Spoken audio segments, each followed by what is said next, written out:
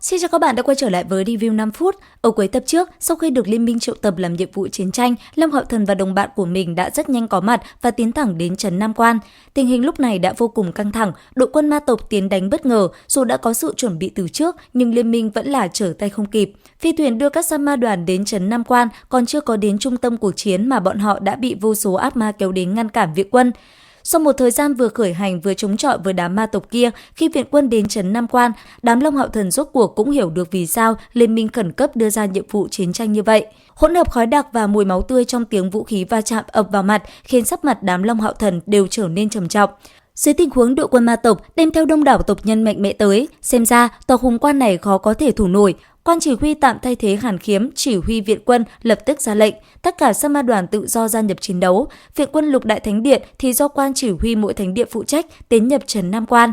Nghe vậy, Lâm Hạo Thần đang chuẩn bị dẫn theo thành viên đội mình tiến đánh vào bên trong thì Lục Hy và thành viên sa ma đoàn số 22 đều chạy tới, cùng đám Long Hạo Thần tụ hợp. Không chỉ có họ, Dương Văn Chiêu, Đoạt Ức và sa ma đoàn của bọn họ cũng vây quanh lại đây, hiển nhiên là đều muốn cùng nhóm Long Hạo Thần tác chiến.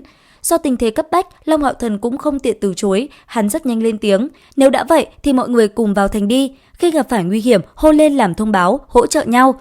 Nói rồi, hắn quay qua phía đồng bạn của mình, lớn tiếng nói, tất cả thay trang bị, theo ta tiến đánh vào bên trong. Kế tiếp, dưới ánh mắt muốn rớt tròng của ba đội liệp ma đoàn, từng bộ trang bị cấp huy hoàng hoa lệ nháy mắt đã bao phủ toàn bộ thành viên sa ma đoàn của Long Hạo Thần. Long Hạo Thần cũng biết bọn họ biểu hiện hơi gây chú ý, nhưng sắp đối mặt là trấn Nam Quan tình huống không rõ, cục diện hỗn loạn, bọn họ cần làm không phải tàn sát nhiều ít kẻ địch mà là sống sót trên chiến trường rối loạn này. Dưới loại tình huống đó, sao có thể giấu giếm thực lực? Rất nhanh, cả 4 đội sa ma đoàn tiến vào trong thành, bắt đầu đánh chém lũ ma tộc. Lần này, rất nhiều chủng loại đều có mặt, quyết huyết tẩy trấn Nam Quan. Bích lục song đao ma, thị huyết cuồng ma, ác ma tộc, còn có cả nguyệt ma tộc và vô số chủng tộc khác đều tham gia vào cuộc chiến. Mọi người tiếp tục tiến lên trước, mùi máu trong không khí cảm biến nồng, nhưng khi họ chân chính nhìn tình huống trên chiến trường, trong lòng đều hết sức rung động. Đây không phải sợ hãi mà là run rẩy phát ra từ linh hồn, thật sự quá thảm, bất cứ chiến tranh nào tiến vào giai đoạn đấu trên phố xá đều là gian nan và tàn khốc. Đặc biệt, khi hai bên không có khả năng hàng phục sẽ đánh đến khi chỉ còn lại một người, đại quân ma tộc chiếm ưu thế hơn, mặc kệ là trên trời hay dưới đất, chúng ít nhất chiếm thế công 7 phần. Long Hạo Thần không do dự, dẫn dắt đoàn đội của mình tiến đến khu vực tụ tập rất nhiều thị huyết cuồng ma. Ở trong ma tộc thì chúng là chủng tộc chiến đấu điên cuồng nhất. Bởi thế, sau khi triệu hoán ra Hạo Nguyệt thì tất cả tùy thời xông lên đối đầu với kẻ địch. Lúc này, bất kể là Tư Mã Tiên, Lâm Hâm hay Trần Anh Nhi đều để lộ ra sức chiến đấu vô cùng mãnh liệt. Nháy mắt, công phá trận hình tiến công của thị huyết cuồng ma, Long Hạo Thần tiến nhập chiến trường trên không.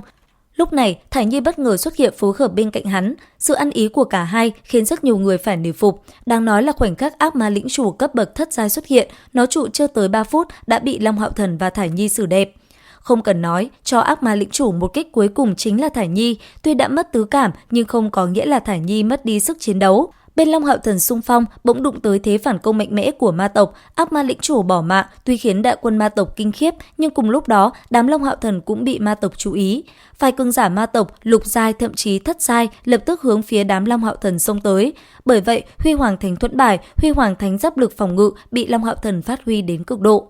Thế nhưng đúng vào lúc này, một nam nhân tuấn tú bất ngờ xuất hiện, bạo tạc giữa không trung, bộ dạng của hắn rất giống nhân loại, hiển nhiên là nguyệt ma tộc. Công kích của gã mang theo tử cầu màu tím liên tiếp bắn ra, khiến hơn trăm chiến sĩ chịu ảnh hưởng của nó không ngừng ngã xuống.